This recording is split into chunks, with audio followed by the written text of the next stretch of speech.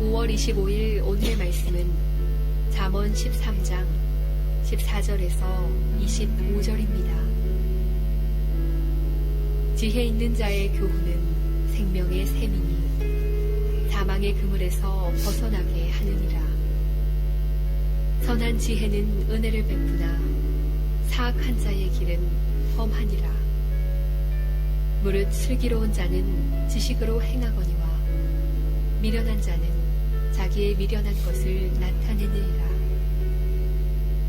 무릇 슬기로운 자는 지식으로 행하거니와 미련한 자는 자기의 미련한 것을 나타내느니라. 악한 사자는 재앙에 빠져도 충성된 사시는 양약이 되느니라. 훈계를 저버리는 자에게는 궁핍과 수욕이 이르거니와 경계를 받는 자는 존영을 받느니라. 소원을 성취하면 마음에 달아도 미련한 자는 악에서 떠나기를 싫어하느니라. 지혜로운 자와 동행하면 지혜를 얻고 미련한 자와 사귀면 해를 받느니라. 재앙은 죄인을 따르고 선한 보응은 의인에게 이르느니라. 선인은 그 산업을 자자손손에게 끼쳐도 죄인의 재물은 의인을 위하여 쌓이느니라. 가난한 자는 밭을 경작함으로 양식이 많아지거니와 불의로 말미암아 가산을 탕진하는 자가 있느니라. 매를 아끼는 자는 그의 자식을 미워함이라. 자식을 사랑하는 자는 근실이 징계하느니라. 의인은 포식하여도 악인의 배는 줄이느니라. 아멘. 우리가 잘 알고 있는 한자어 중에 사람인은 두 사람이 함께 의지하여 서 있는 모습을 형상으로 만들어진 글자라고 합니다. 즉 사람은 누군가를 의지하든 누군가의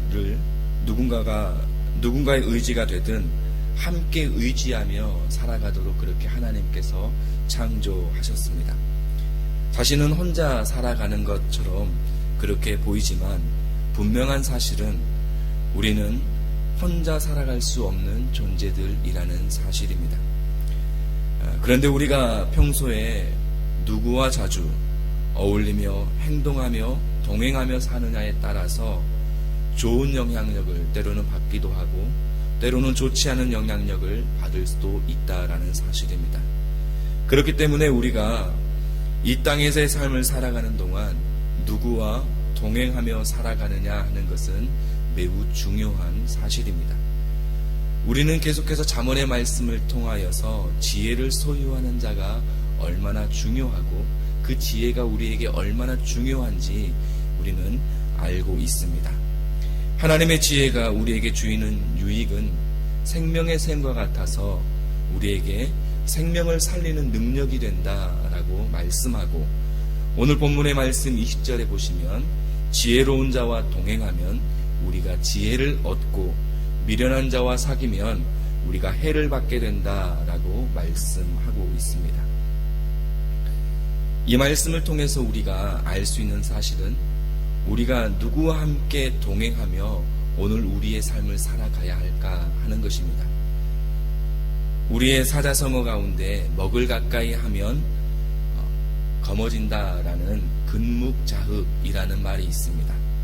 이 말의 뜻은 나쁜 사람을 가까이 하는 사람, 나쁜 사람과 가까이 지내면 나쁜 버릇에 물들이기 쉽다라는 그런 뜻입니다.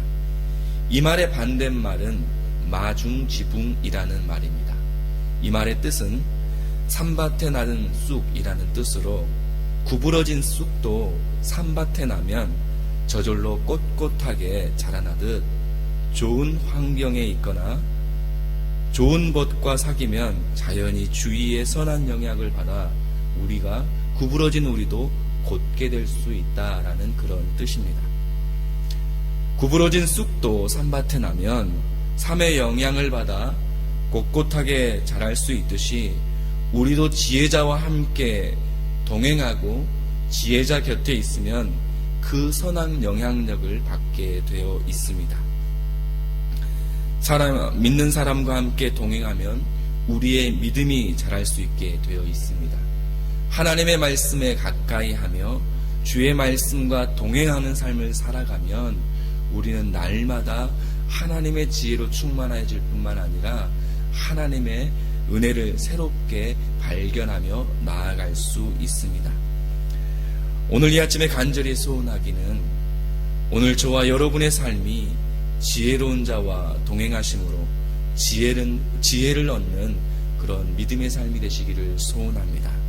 동시에 우리가 선한 영향력을 줄 수 있는 지혜로운 믿음의 삶이 되기 위해 날마다 시와 때마다 주와 함께 동행하는 삶을 사셔서 좋은 영향력을 받고 좋은 영향력을 주어 저와 여러분을 통해 공동체와 가정과 우리의 일터 가운데 주의 복을 나누는 축복의 통로의 삶이 되실 수 있기를 간절히 소원합니다.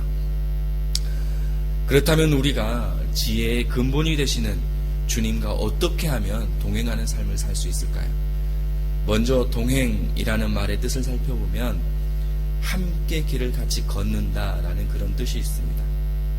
다시 말하면 주님과 함께 동행하는 것은 우리가 주님과 같이 한 방향을 바라보고 뜻을 같이 하여 우리의 인생길을 걸어가는 것입니다.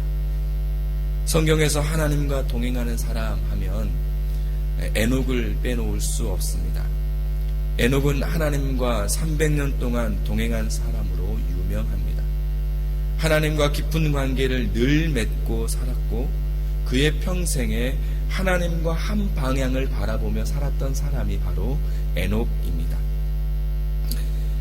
그런 에녹을 히브리서 11장 5절 말씀에 보면 하나님을 기쁘시게 하는 자라는 증거를 받은 자다라고 성경은 에녹에 대해서 말씀합니다. 에녹은 하나님과 뜻을 같이하여 주님과 함께 한 방향을 바라보며 걸었습니다. 그랬더니 하나님을 기쁘시게 하는 자라는 증거를 받게 되었습니다. 그런데 에녹이라는 사람은 창세기 5장에 나오는 족보를 살펴보면 65세에 무두셀라를 낳았다고 성경에서 기록하면서 성경은 그 시점을 중심으로 에녹의 삶을 집중하고 있는 것을 보게 되어집니다.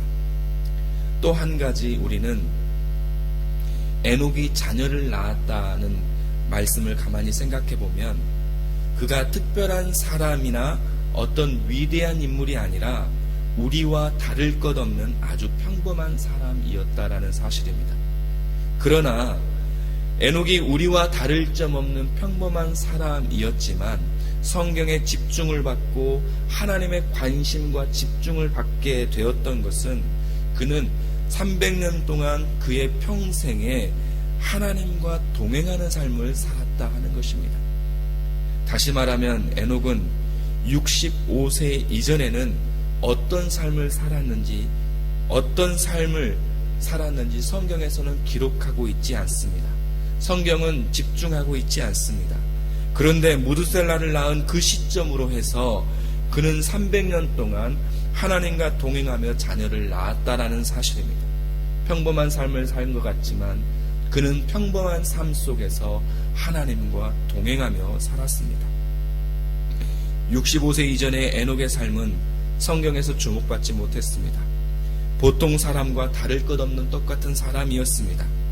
그러나 그는 하나님과 동행함으로 하나님의 집중을 받을 수 있게 되었고 하나님과 동행함으로 하나님의 인도하심을 받게 되었습니다. 그리고 하나님과 동행함으로 평범한 삶을 살았지만 평범한 삶이 아니었습니다. 사랑하는 여러분, 주님과 동행하는 길은 우리가 이 세상을 살아갈 때에 주님의 지혜로 채워지는 그런 은혜의 길입니다. 주님과 동행하는 길은 어디를 가든 주님의 평안을 누릴 수 있는 그런 길입니다. 주님의 길은, 주님과 함께 동행하는 길은 우리의 삶이 하나님께 집중받고 하나님의 인도와 보호를 받는 길입니다. 주님과 동행하는 삶은 주님의 것을 우리의 것처럼 받아 누릴 수 있는 그런 길입니다. 그러므로 주님과 동행하는 삶은 곧 우리에게는 축복이라는 사실을 기억하시기 바랍니다. 오늘 이 아침에 간절히 소원하기는 주님과 동행하는 이 축복의 삶을 사셔서 이 축복의 길을 걸어가셔서 주님과 동행하는 믿음으로 삶을 사셔서 주님께서 우리에게 예비하여 주시는 그 은혜를 따라 승리하는 믿음의 복된 하루의 삶이 되시기를 주님의 이름으로 축원드립니다. 함께 기도하시겠습니다.